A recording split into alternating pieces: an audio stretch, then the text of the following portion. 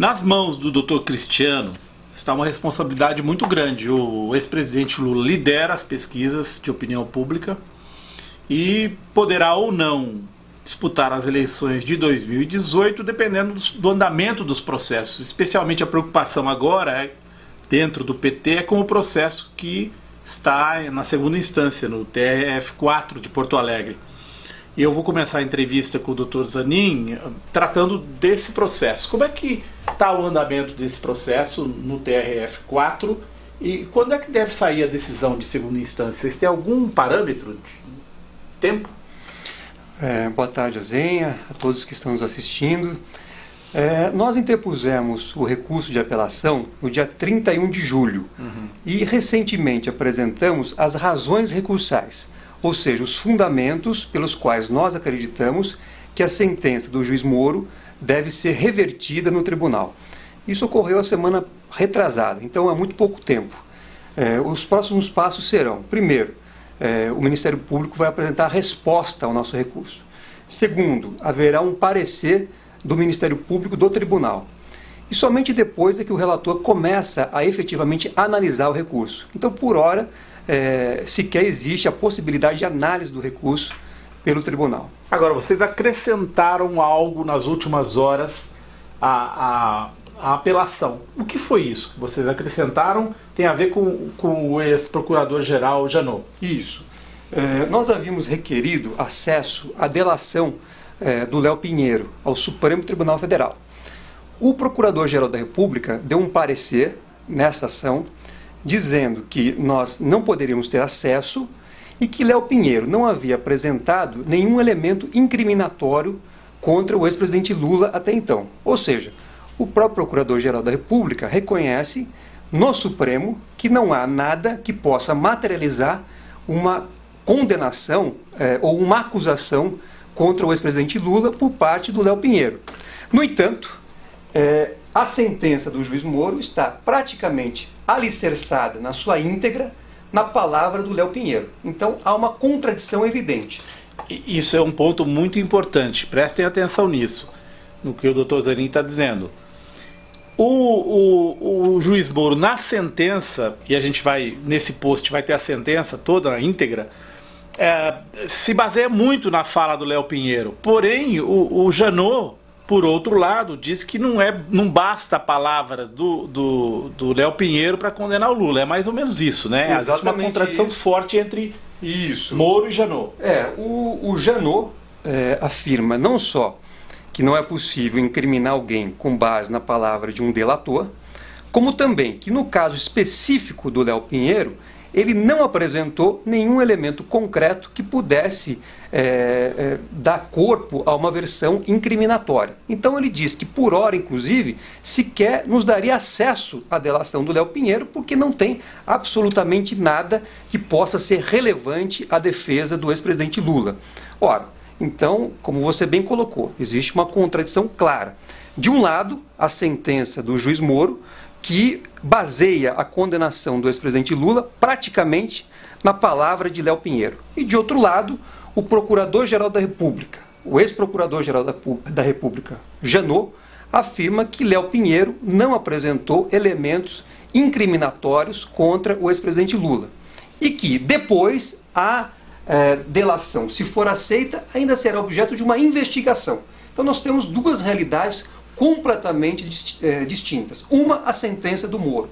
A outra, a posição da Procuradoria-Geral da República, que é, inclusive, responsável pela delação do Léo Pinheiro.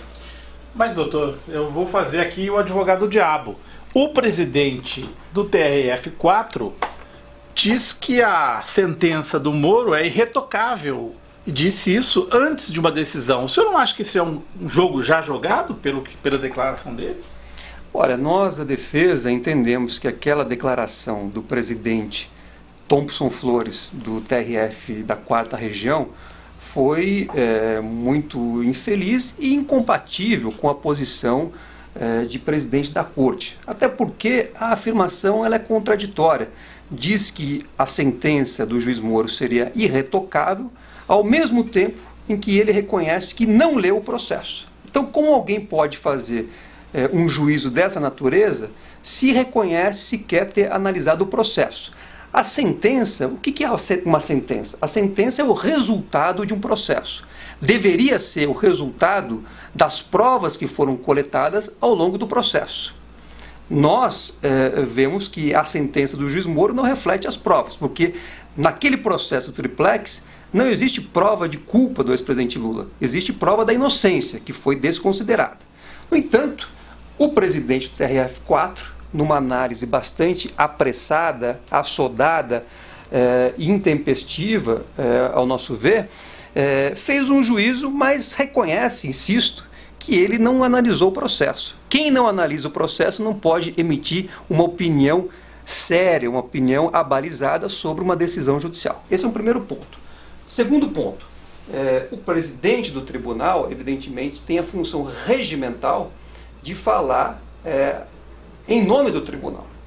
Então, realmente não seria cabível nessa fase do processo o presidente emitir uma opinião. Espero que essa situação, enfim, seja até melhor esclarecida, a fim de que a própria sociedade possa acreditar que o ex-presidente Lula poderá ter direito a um julgamento justo e imparcial, tal como dispõe a nossa Constituição e tal como dispõem os tratados internacionais que o Brasil assinou e se obrigou a cumprir. Duas perguntas de internet. A primeira é a seguinte: condenado, vamos que o Lula seja condenado, o ex-presidente Lula iria preso, e aí a internet, os adversários, os inimigos do ex-presidente Lula na internet dizem, bom, Lula não tem diploma universitário, ele vai preso como um preso comum. Sequer podemos cogitar qualquer hipótese de prisão, por uma razão simples: só pode ser condenado e preso a pessoa que cometeu um crime. E no caso do ex-presidente Lula, a prova que está ali no processo, ela é muito clara, indicando a inocência do ex-presidente Lula. Não houve qualquer prova produzida pelo Ministério Público sobre a sua culpa. Ao contrário, eu já disse aqui, nós fizemos a prova da inocência. Nessa ação penal foram ouvidas 73 testemunhas. Nenhuma delas confirmou a versão do Ministério Público. Tiveram que recorrer ao Léo Pinheiro, como último ato praticamente do processo, para embasar aquela condenação, porque era uma condenação pré-anunciada, era uma condenação que na verdade buscava justificar todas as arbitrariedades e ilegalidades que foram cometidas contra o ex-presidente Lula desde o dia 4 de março de 2016. Então, por esse aspecto, nós não podemos sequer cogitar de qualquer prisão, porque acreditamos que aquilo que está no processo vai levar ao reconhecimento da sua inocência. Nós temos a expectativa de que a inocência do ex-presidente Lula seja reconhecida pelo Tribunal Regional Federal da 4ª Região. Nós tivemos, é verdade, alguns julgamentos preocupantes por parte daquela corte, como foi aquele julgamento em que o tribunal declarou que a Lava Jato não precisaria seguir a lei, que a Lava Jato, por ser algo novo, uma inovação, enfim, não estaria sujeita às regras gerais, ou seja, à lei. Esse foi um julgamento bastante preocupante. Acredito que não só para nós, da defesa do ex-presidente Lula, mas também para todo e qualquer profissional do direito que defende o Estado Democrático de Direito. Se você não segue as leis, você está deixando de lado e colocando sob risco o Estado de Direito. Agora, por outro lado, o tribunal também já emitiu alguns julgados que efetivamente respeitam a lei, inclusive em relação às delações premiadas e outros aspectos. Então, nós temos que ter confiança de que o tribunal venha fazer um julgamento justo e imparcial. E, por outro lado, ainda teríamos acesso a outras instâncias, e é sempre bom lembrar que também o caso do ex-presidente Lula está submetido a uma corte internacional. Nós levamos em julho do ano passado o caso do ex-presidente Lula para o Comitê de Direitos Humanos da ONU, que vai apreciar todas as violações ocorridas e poderá também emitir um julgamento reconhecendo essas violações. Então, seja no plano internacional, seja no plano nacional, nós temos sim a expectativa de que, de um lado, o ex-presidente Lula possa ter direito a um julgamento justo e imparcial, e, de outro lado, que as provas da inocência que foram feitas no processo sejam reconhecidas para reverter a sentença do juiz Moro.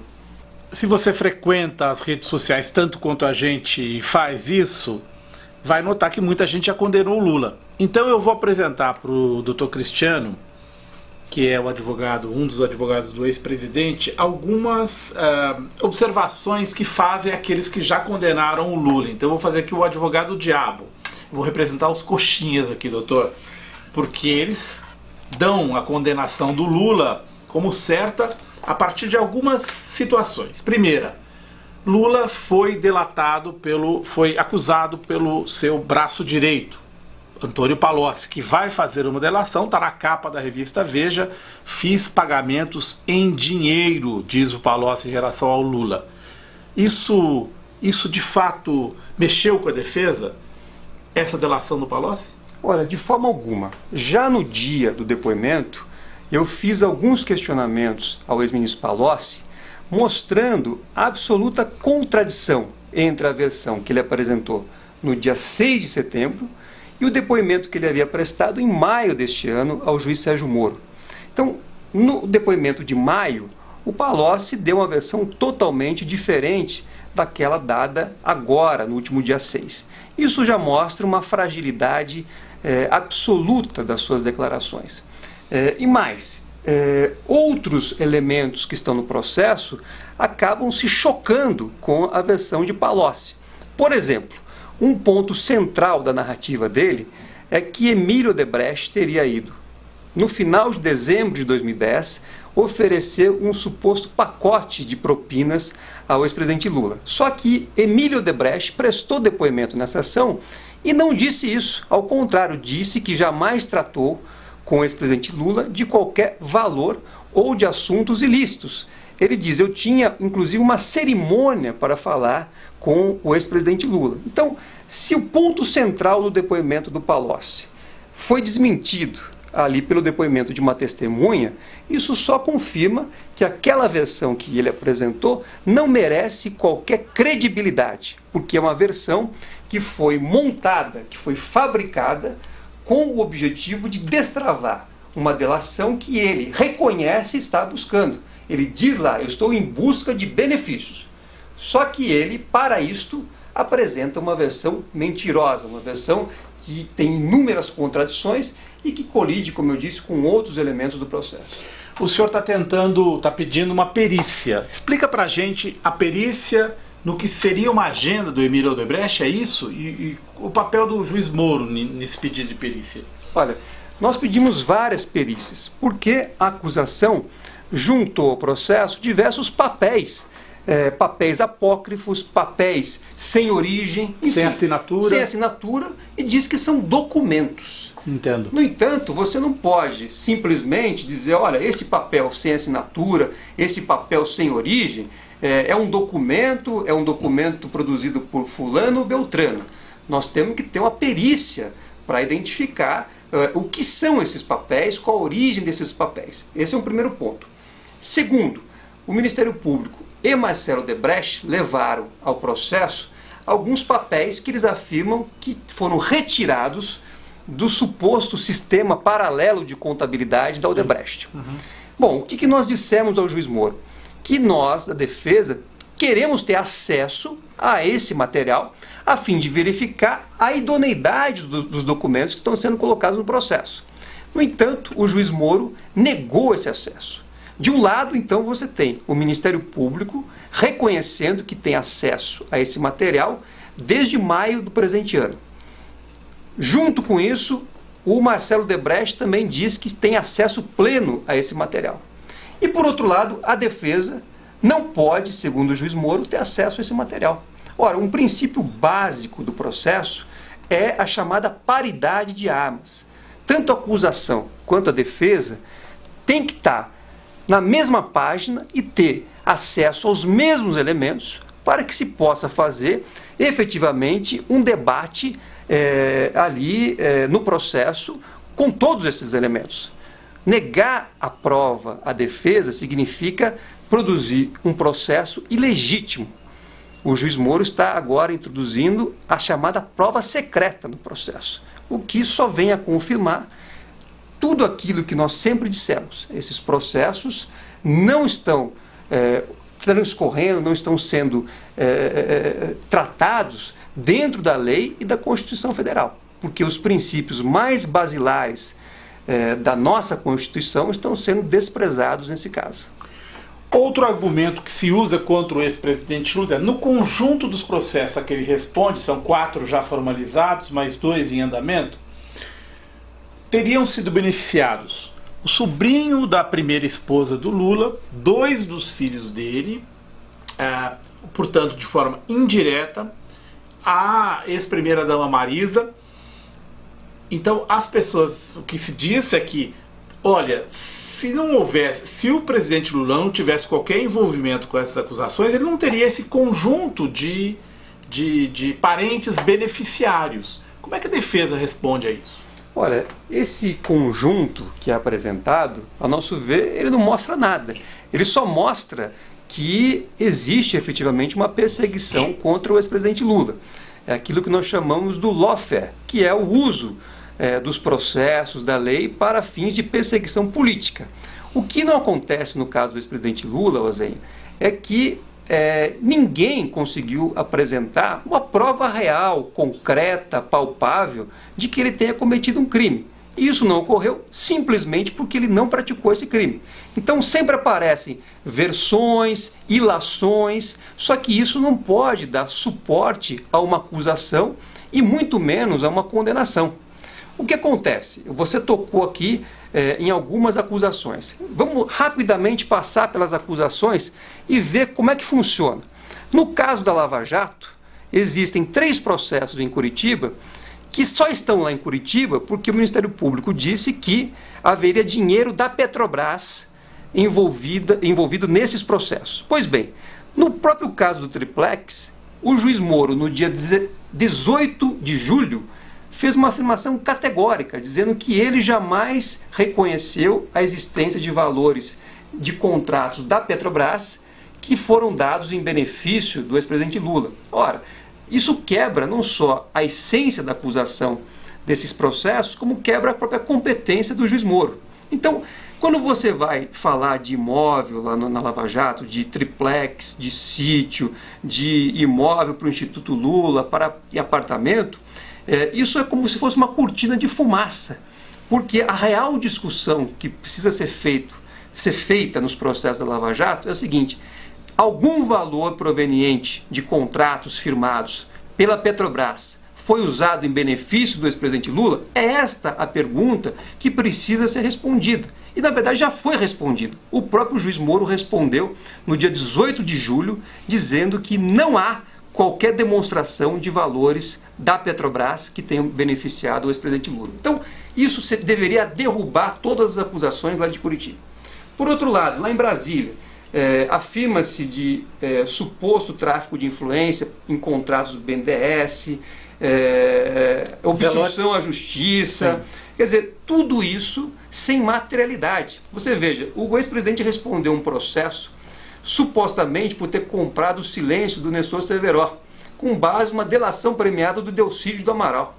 No entanto, aquilo que nós sempre dissemos, ou seja, que jamais ocorreu esse fato, foi agora reconhecido pelo Ministério Público nas suas alegações finais. Então, é uma demonstração clara de como são feitas as acusações contra o ex-presidente. São sempre acusações, repito, sem materialidade e sem elementos mínimos de sustentação. Tanto é que o desfecho da ação, quando é um desfecho correto, quando o Ministério Público efetivamente faz análise da prova, como ocorreu nesse caso do Cerveró, o desfecho é o próprio Ministério Público pedindo a absolvição do ex-presidente Lula. Nós esperamos que nas demais ações isso também venha a acontecer, porque é a única solução possível diante daquilo que está no processo, a não ser que se reconheça que a solução é política, não é jurídica, porque do contrário a absolvição deve vir em todos os processos.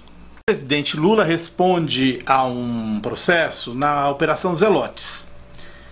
acusado de beneficiar empresas ligadas à Hyundai e à Mitsubishi com uma MP, com uma medida provisória. A acusação, nesse caso, doutor Cristiano, é de que essa MP teria andado muito rápido, teria passado por vários ministérios num único dia. Faz sentido essa acusação? O que a defesa diz em relação a isso? Nenhum.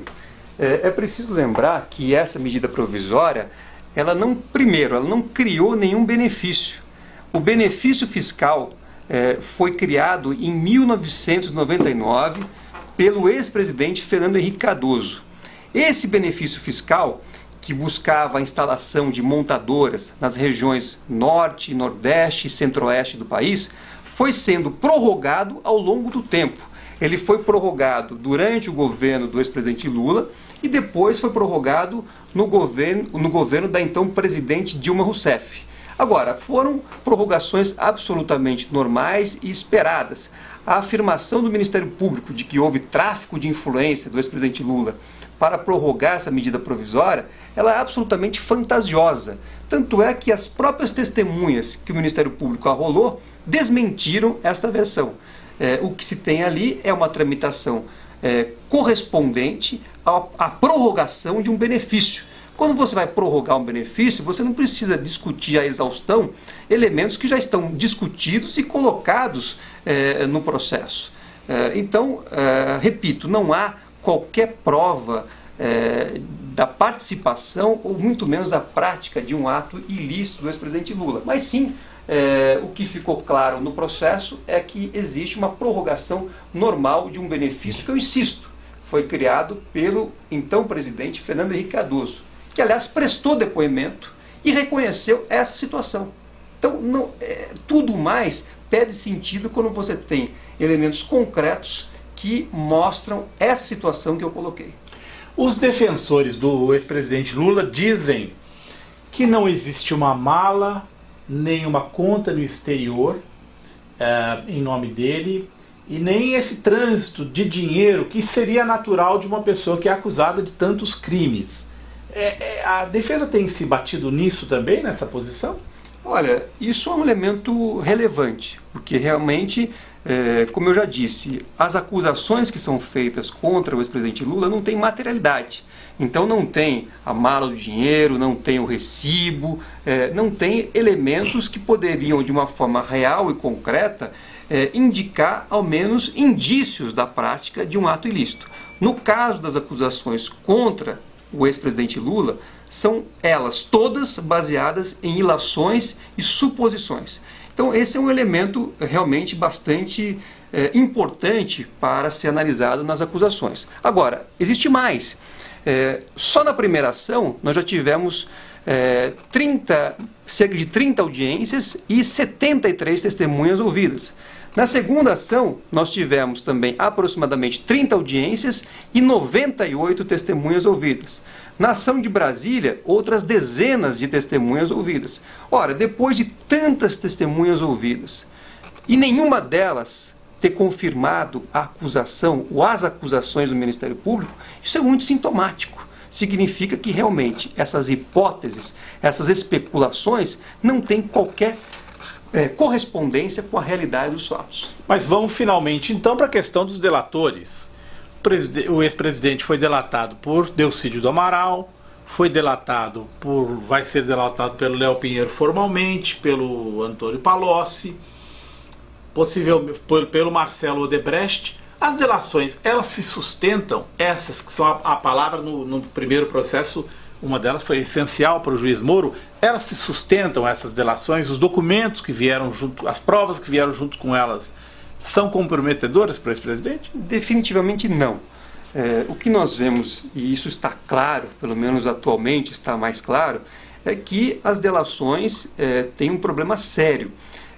Elas, primeiro, são realizadas, são negociadas sem que exista transparência. Então você não tem, durante o processo de negociação das delações, nenhuma documentação, o que torna esses processos de negociação altamente questionáveis. É verdade que a lei não prevê a documentação. Agora, a lei ela é bastante vaga e genérica no tratamento da delação premiada. Para que se tenha uma ideia, a lei tem um único artigo tratando das delações premiadas. Então, é preciso que haja um aprimoramento legislativo para que o processo de delação se torne mais disciplinado, vamos chamar assim, inclusive para que se possa conferir a idoneidade do processo como um todo. Agora, indo para os casos concretos que você citou, efetivamente foram referências feitas por delatores formais e informais, sem nenhum elemento de corroboração, sem nenhuma prova daquilo que eles disseram. Então, primeiro veio o Delcídio. Delcídio fez uma delação, fez acusações, e depois o próprio Ministério Público hoje reconhece que a delação dele em relação ao ex-presidente Lula foi uma delação sem qualquer sentido, porque depois de um processo todo foi reconhecido que não há nenhum elemento. Os demais, no caso de Léo Pinheiro, no caso de Marcelo Debrecht e outros, da mesma forma não apresentaram qualquer elemento de corroboração. Então não basta a pessoa montar uma versão e dizer, olha, a minha versão é correspondente com esta agenda, mas você vai ver, é um papel apócrifo, é um papel sem origem. O pedágio, como disse Léo Pinheiro, mas Sim. O que prova um pedágio? Você não consegue provar absolutamente nada. Então, o que se tem muitas vezes é as pessoas, o Ministério Público diz que está recebendo elementos de corroboração, quando na verdade são papéis sem nenhum valor probatório e aos quais não se pode dar qualquer credibilidade. Então, definitivamente, as delações têm um problema real, inclusive do ponto de vista legislativo, e esses mais recentes escândalos envolvendo as delações só vêm a confirmar que existe um problema no processo de delação que precisa ser resolvido a fim de que se possa efetivamente ter um instituto que contribua para as investigações, mas que não sirva para deturpações ou até mesmo para perseguições a determinadas pessoas. E só lembrando uma coisa, a própria imprensa denunciou que algumas delações tinham como condição sine qua non, ou seja, como exigência fundamental, que o delator citasse o nome do ex-presidente Lula. Nós levamos essas denúncias da imprensa à Procuradoria-Geral da República, mas não houve ali um interesse de investigação. Os processos, essas denúncias foram sumariamente arquivadas. Então, eu acho que todo esse conjunto mostra realmente a necessidade de uma cautela muito grande em relação às delações e, no caso específico do ex-presidente Lula, a impossibilidade de se dar qualquer credibilidade a palavras soltas e não confirmadas por qualquer documento de delatores formais e delatores informais. E aí já fica por conta da minha palavra, as delações acabam servindo para as manchetes. E aí a gente tem que voltar àquela cartilha do juiz Moro sobre a Lava Jato, mãos limpas na Itália, segundo a qual é muito importante condenar primeiro na opinião pública. Obrigado, doutor Cristiano. Eu agradeço a oportunidade e agradeço a todos que estão nos assistindo.